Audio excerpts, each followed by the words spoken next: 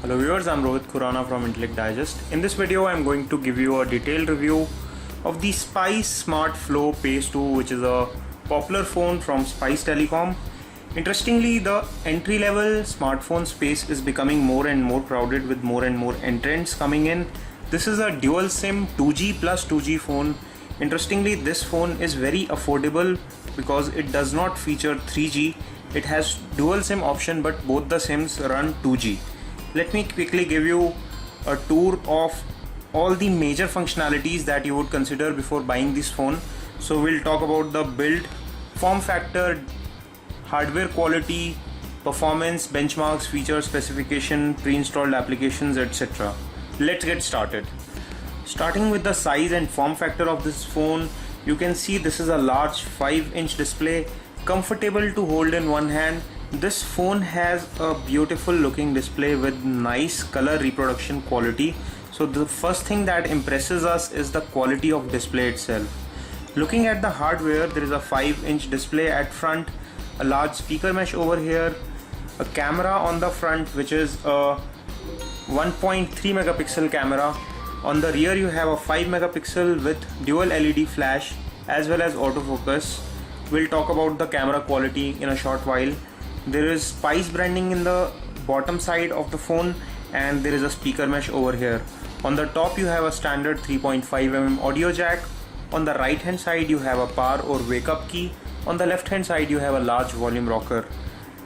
On the bottom you have a standard micro USB port for charging as well as data transfer, followed by a small mic hole next to it. There is a small indent to open the back cover.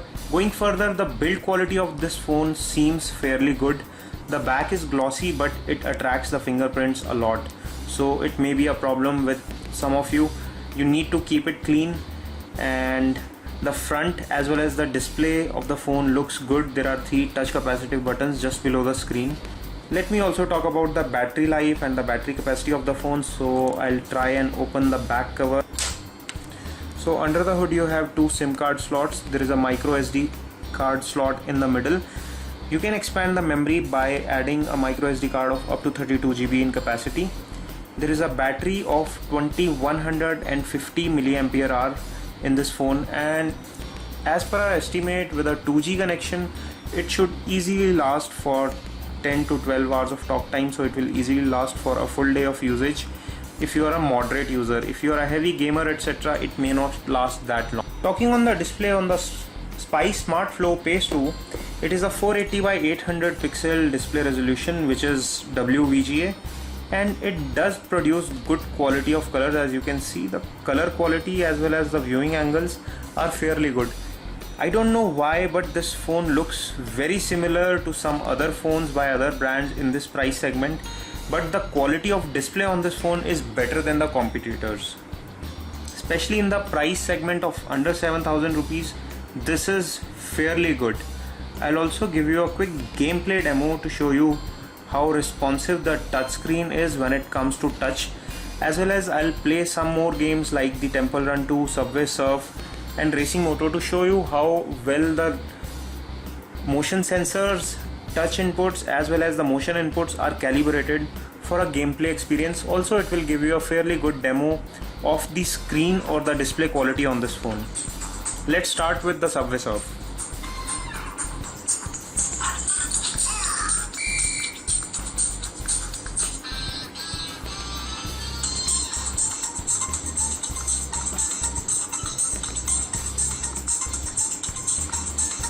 I don't see any noticeable lag when it comes to playing game like Subway Surf, as well as it is also responding well to my touch inputs.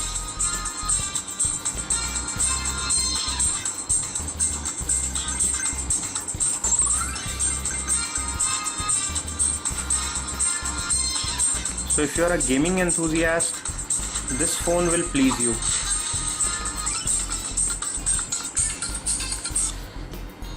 So it plays the Subway Surf with fair ease. Let us try Temple Run 2 now, and then we'll play Racing Moto after this.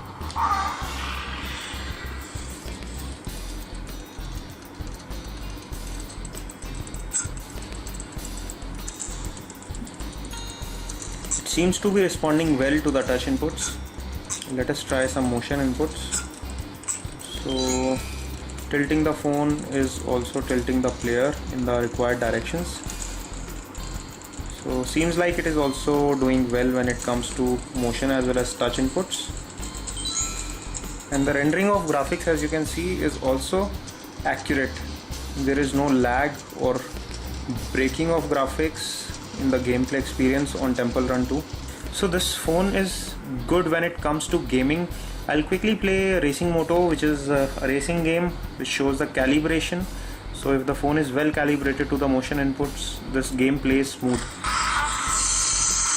And let's try.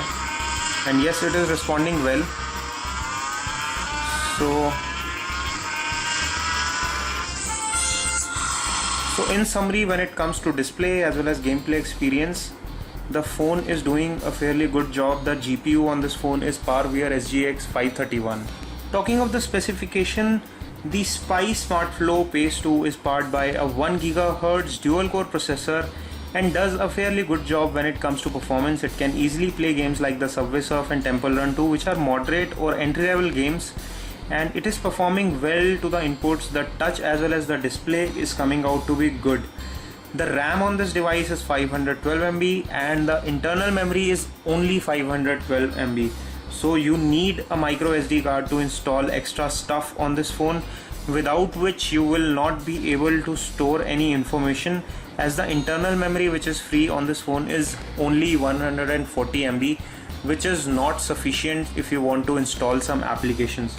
So you will need to add a micro SD card if you want to install external applications from Play Store or other sources. You can add up to 32 GB of memory card to this phone. Talking about the connectivity options, you do not get 3G option on this phone, you get only 2G. There are two SIMs which can both run 2G connection, which is Edge or 2G, which is popularly known as 2G here. Also you can use Wi-Fi, there is the motion sensor for gaming, etc. When it comes to specifications, the Spice SmartFlow Pace 2 runs the Android Ice Cream Sandwich or 4.0 right out of the box. Interestingly, this does not have the Android Jelly Bean 4.1, which is more of a norm these days, but considering the price point, it is still not bad. There is not much customization that has been done to it, only a few wallpapers and a few apps which have been added, but rest of it seems to be very standard. The dialer seems very standard. The input keyboard etc. are also stock Android from the Android Ice Cream Sandwich 4.0. Talking about the camera quality of the Spice SmartFlow 2, I find the camera to be slightly on the average side. The picture color reproduction is fairly precise, but when it comes to the details in the picture, they tend to pixelate too early. I have clicked a few pictures and also the dark areas tend to get too grainy too soon, and the pictures tend to break too early when it comes to zooming into such images. As you can see, the pixels start breaking very soon. So the quality of the 5 megapixel autofocus camera provided on this phone is just about average. The front camera, which is 1.3 megapixel, is capable of doing video calls as well as basic video conferencing, but is not too great either. Since this phone has a large and beautiful looking display with good color quality, you would probably want to watch videos etc. on this phone. So let me quickly give you a demo of video playback on this phone. I'll turn the volume to maximum so that you can have an idea of the loudness of videos.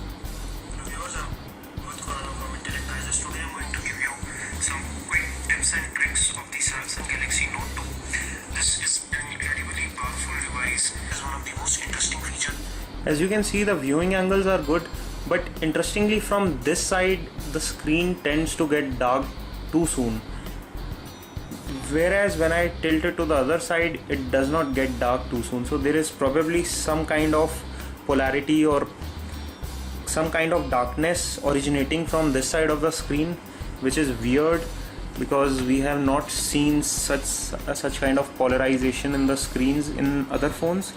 But the overall display quality as well as the sound quality on video playback seems to be good, so you can consume multimedia information You can watch videos, movies, etc. on this phone with ease. Talking about the audio or sound quality, you just heard the speakers on the video playback. The speakers seem fairly loud. When it comes to playback through the supplied earphones, they are not very loud in my opinion. I have tested them with the FM radio as well as with the music app which comes inbuilt on this phone, and the quality on these supplied 3.5mm standard headsets seems to be average.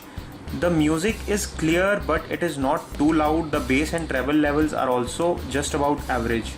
When it comes to the provided headset, it comes with an integrated microphone piece with which you can accept or reject the calls using this button which is provided on it. So let me quickly run some benchmarks to show you the performance of this phone.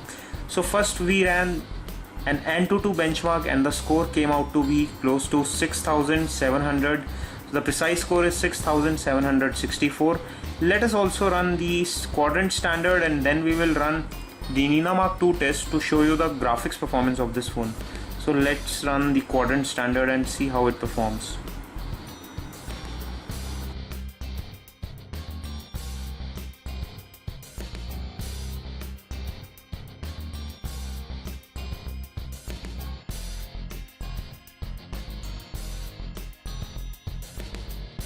The results on the Quadrant Standard comes out to be 1580, which is not a very high score, but considering that this phone is under 7000 rupees, this is a decent score. Let us also run the Nina Mark II and see how it performs on the benchmarks.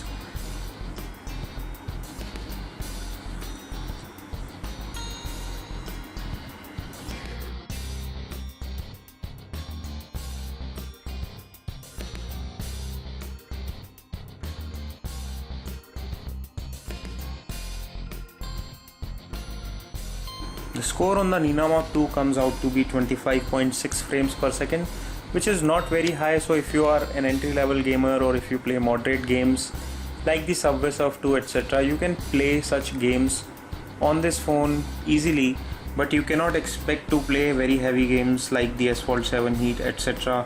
on this phone.